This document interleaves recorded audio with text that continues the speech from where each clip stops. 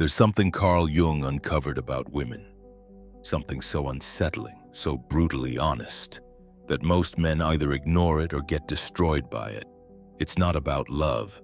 It's not about romance. It's about projection, power, and the shadow self. And once you see it, you can't unsee it. You stop blaming her. You stop worshiping her. And most importantly, you stop losing yourself in her.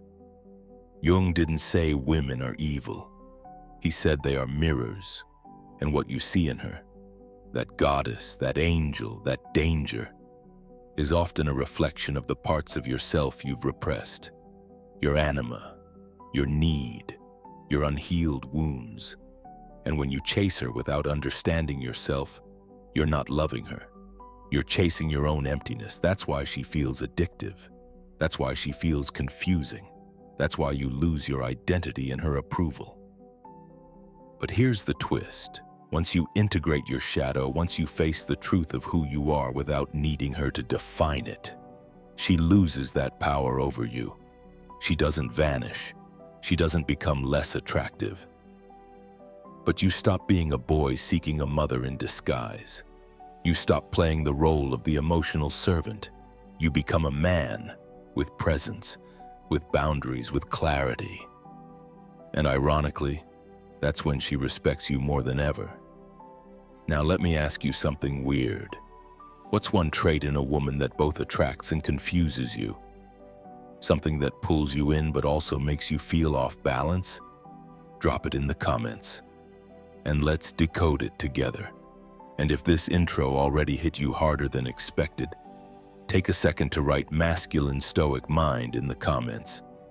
That's how we know you're not just here to watch, you're here to wake up. Every man has met her, or at least he thinks he has. She walks into his life, says the right words, smiles the right way, and suddenly he's convinced she's different, special, pure, maybe even the one. But what Carl Jung discovered is that in most cases, she's not who you think she is. In fact, she's not even the one you're seeing. You're seeing your own psyche projected onto her like a dream on a movie screen. You don't love her. You love the reflection of your own soul that you never learned to claim. Jung called this the Anima, the unconscious feminine side within every man. It holds your intuition, your emotional depth, your capacity to connect. But if you don't know it, own it, or understand it, you start projecting it outward. You put it on the first woman who mirrors something you've lost or never developed. That's why she seems magical. That's why her voice sounds like comfort and her chaos feels like passion. She's not magic. She's a mirror. And that's where the danger begins. Because the more disconnected a man is from his inner world, the more powerful his projection becomes. He starts confusing chemistry with compatibility. He mistakes validation for love. He thinks he sees her, but he only sees the anima-laced version he's built in his mind. The woman in front of him might be kind, manipulative, chaotic, or calm. It doesn't matter.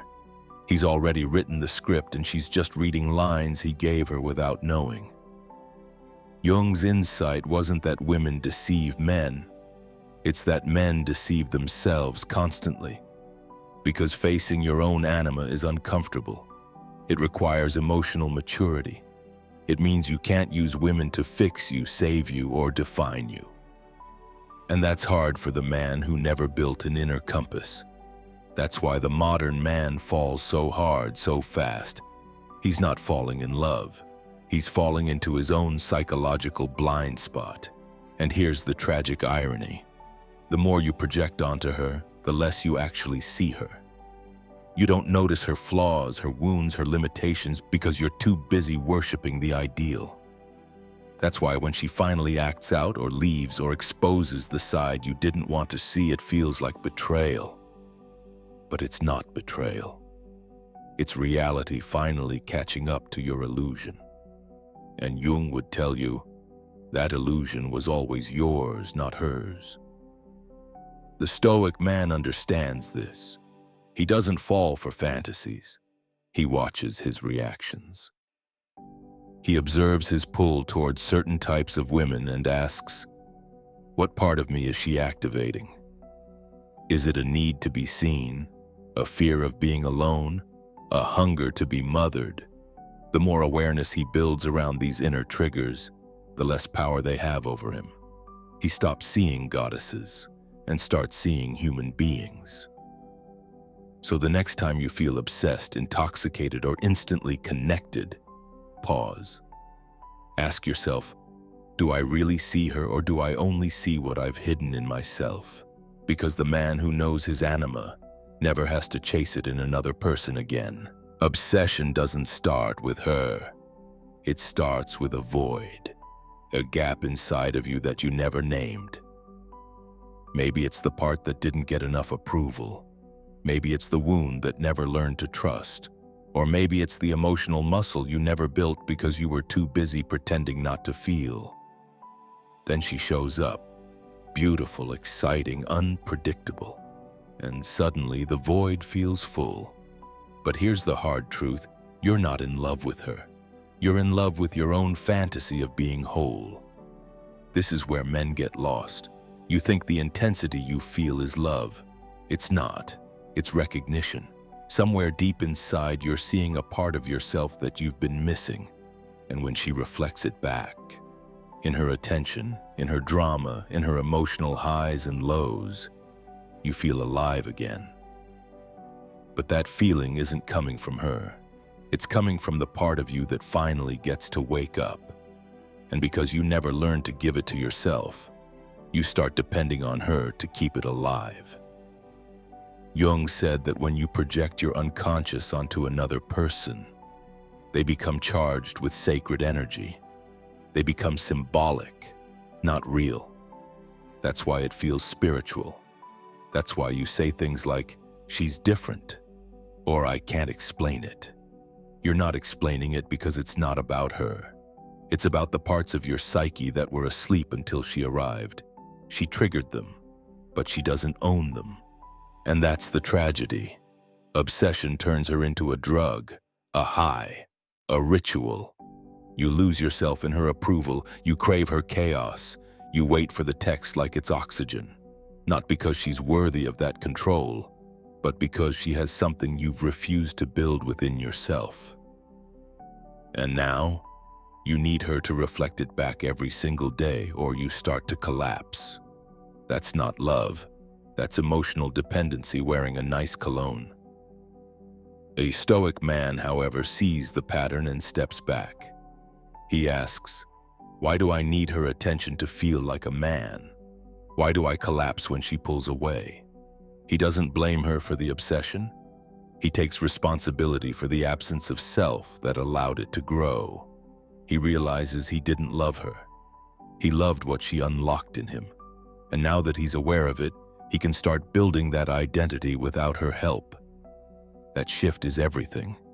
Because once you understand that what you're addicted to isn't her, but the feeling of self-worth she temporarily gave you, you stop chasing, you stop reacting, you stop breaking your standards just to stay close. You start looking in the mirror instead of looking at her Instagram, and slowly the obsession fades, not because you lost interest, but because you found yourself. So next time you feel like you can't let her go, ask this: what am I really trying to hold on to? Her, or the version of me that only existed when she was watching?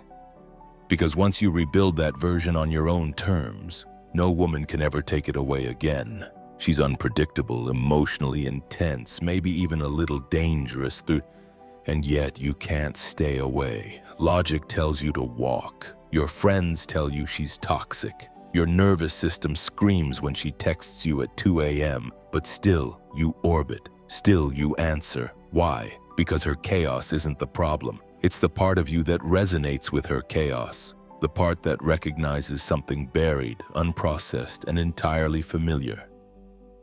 Your own shadow. Carl Jung believed the shadow was the part of the psyche we reject. The anger, the shame, the neediness, the fear. But when we don't deal with it consciously, we're drawn to people who express it for us. If you never learn to express anger, you'll find yourself attracted to women who are explosive. If you buried your need for attention, you'll crave the one who withholds it. It's not random. It's resonant trauma. And your attraction? That's your shadow screaming for integration. The woman who keeps you up at night, who ignites both obsession and anxiety. She might not be your soulmate. She might be your emotional mirror. She acts out the very parts of you that you refuse to face in yourself. You're not addicted to her. You're addicted to how alive your unconscious feels around her. Her emotional volatility makes your suppressed pain feel seen, even if it hurts. That's why calm women might feel boring. It's not that they are. It's that they don't reflect your internal storm. This is where the unhealed man confuses chemistry with compatibility. He says we have a deep connection, when in reality they just share mutual wounds. He thinks the chaos is passion, but it's really unfinished business. That's why breakups with these women feel like withdrawal. It's not love he's missing, it's emotional intensity he can't recreate alone. And that, Jung would say, is the danger of ignoring your own shadow. You become romantically entangled with it. The stoic man doesn't avoid the shadow. He meets it. He asks himself, why do I feel more drawn to pain than peace? Why do I find emotional instability exciting? What does her unpredictability awaken in me that I've been unwilling to claim? These are uncomfortable questions, but the answers set him free. Because once he owns his rage, his longing, his darkness, he no longer needs someone else to carry it for him. Suddenly, that magnetic woman loses her pull, not because she changed, but because you did. Her chaos doesn't activate you anymore. You see it, understand it, even empathize with it, but you don't mistake it for love. You can sit in a storm without trying to save it. And that level of emotional sobriety, that's what real masculinity feels like. Calm, not cold. Aware, not avoidant. Rooted, not reactive. So the next time you find yourself captivated by someone who confuses your nervous system, ask yourself, is this love? Or is this a shadow trying to come home? Because once you integrate the shadow, you'll stop falling for the storm and start choosing the stillness that you finally earned. Every man has done it at some point. Placed a woman on a pedestal so high that she ceased to be human. She became flawless, holy, above criticism. Every word she said was wisdom. Every emotion she showed became gospel. And the worst part? You didn't even realize you were doing it. Carl Jung called this the projection of the goddess archetype. And for most men, it's the beginning of emotional enslavement disguised as admiration. You didn't fall in love with her. You fell in love with your ideal of her. That's the trap. When you don't know your own emotional core, when you haven't made peace with your inner feminine, your anima, you start searching for that energy outside of you. You begin to worship women who display strength, grace, sensuality, not because they're divine, but because you've disowned those qualities in yourself. And what you disown, you obsess over. What you idealize, you eventually become dependent on. The problem with putting someone on a pedestal is simple. You now need them to stay there. If she shows weakness, you panic. If she disappoints you, your whole fantasy collapses. If she pulls away, it feels like death. Why? Because you didn't just love her, you built your emotional balance around her. She wasn't just a person. She became your source. And when your source moves, you crumble. That's not love. That's idolatry in disguise. Jung would say that this kind of idealization is dangerous because it replaces self-work with romantic illusion. The more spiritual or philosophical a man is, the more vulnerable he becomes to this trap. Because he doesn't just want connection, he wants transcendence. So he makes her his teacher, his healer, his muse. And the moment she stops playing that role, or worse, never wanted it, he feels betrayed, not by her but by the fantasy he built with her face. The stoic man doesn't fall for the goddess illusion. He respects her. He admires her. But he doesn't need her to be perfect. He doesn't build his peace around her approval. He has already met his inner feminine, his emotional side, his intuition, his compassion. And because of that, he doesn't need to extract it from someone else. He chooses her but doesn't worship her. And that one shift changes everything. When a man stops idealizing women, he doesn't become cold or cynical. He becomes free. He stops chasing highs, stops fearing loss, stops negotiating with his dignity. He can love a woman deeply without becoming her servant. He can be devoted without being dependent. Because now he understands she's not his missing piece. She's just another whole human being. And that's the only kind of love that doesn't turn into sacrifice. So ask yourself, am I loving her as she is, or am I loving the version of her I created to escape my own emotional emptiness? Because when you stop worshiping the goddess, you'll start standing beside the woman, not beneath her. For most of your life, you've been looking in the wrong direction. Outward. You saw strength in her and felt weak. You saw beauty in her and felt lesser. You saw peace in her and wondered why you couldn't feel it inside yourself. But here's the truth Carl Jung tried to reveal. She isn't the answer. She's the mirror. And as long as you keep giving her credit for what's missing in you, you'll keep handing away your power, one projection at a time. Projection is how the unconscious avoids responsibility. Instead of owning your fear, you see her as distant. Instead of facing your insecurity, you label her confusing. Instead of admitting you crave love, you call her addictive. She becomes the canvas for every part of yourself you've disowned. But the more you paint her with your own shadows, the less capable you are of seeing yourself. And eventually, you don't even know who you are without her reflection. This is how identity dissolves. You become a reaction to her silence, her praise, her body language. Your moods shift based on her mood. Your goals bend to fit her schedule. Your self-worth hinges on her attention. And all of this feels like connection, but it's not. It's emotional outsourcing. You've handed your mirror to someone else, and now you need them just to feel real. The Stoic path begins the moment you take the mirror back. That doesn't mean rejecting her or retreating into solitude. It means facing the parts of you that caused the projection in the first place. What were you looking for in her? A mother? A muse? A meaning? Until you answer that, you'll keep repeating the pattern. You'll find new mirrors, new illusions, new ways to escape the work of becoming whole. The real power isn't in winning her over. It's in building the version of yourself that no longer needs to see himself through her eyes. You stop asking, does she still care? And start asking, do I?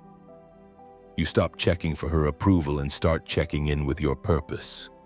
You stop trying to control the image in the mirror, because now you've turned the mirror inward, and what you see there doesn't need to be fixed, just faced.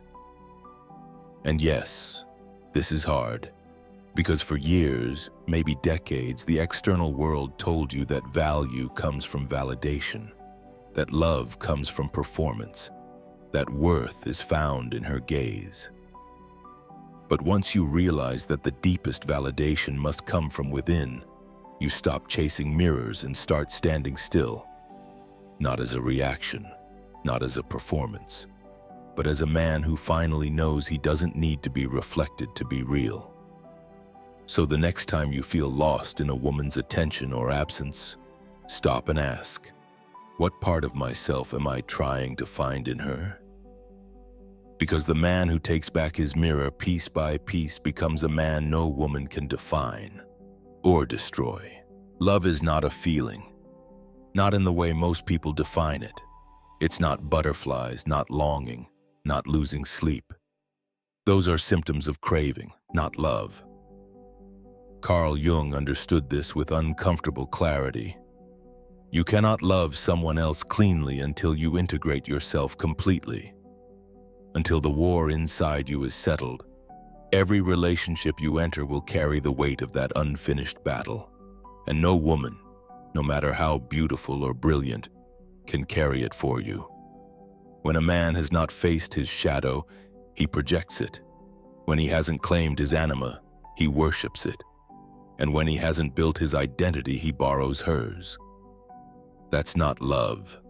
That's dependency wearing a poetic disguise.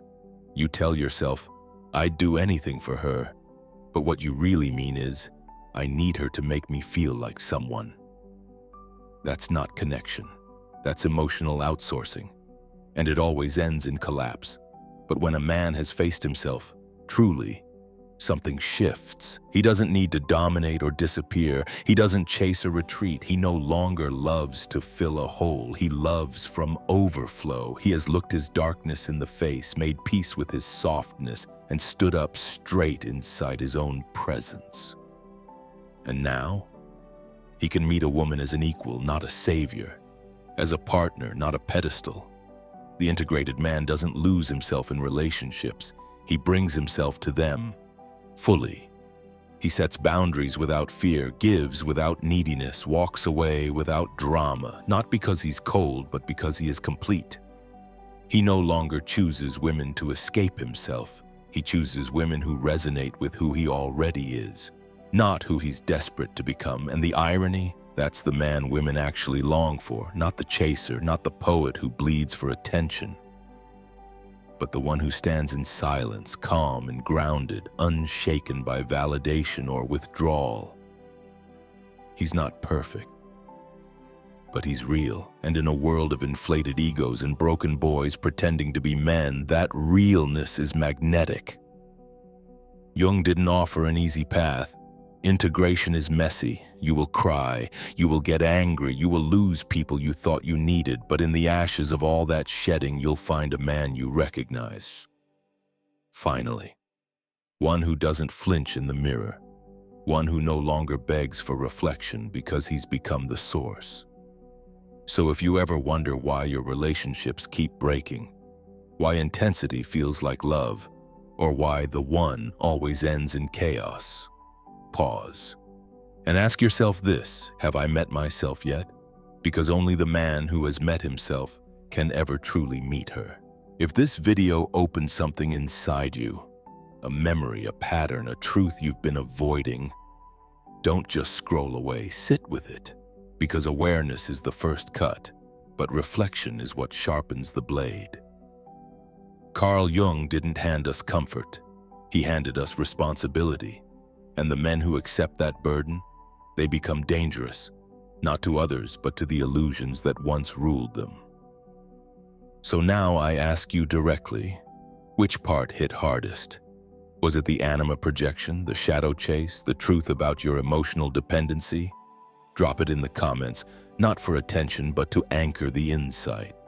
And if you're walking this path with us, building clarity instead of chaos, write masculine stoic mind below. Let's see who's doing the work and who's just watching from the edge. Because watching isn't enough. Talking isn't enough. The world doesn't need louder men. It needs clearer ones.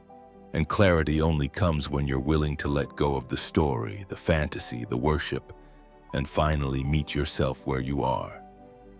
Broken? Good. Confused? Even better.